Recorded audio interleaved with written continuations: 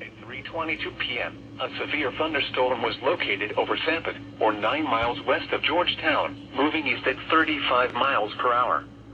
Hazard, 60 miles per hour wind gusts. Source, radar indicated. Chaotic will not be getting it for $100. Trees and power lines.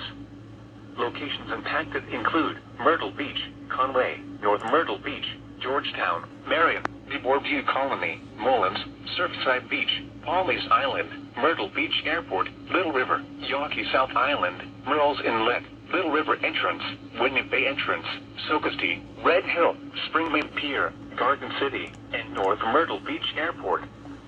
For your protection, move to an interior room on the lowest floor of a building.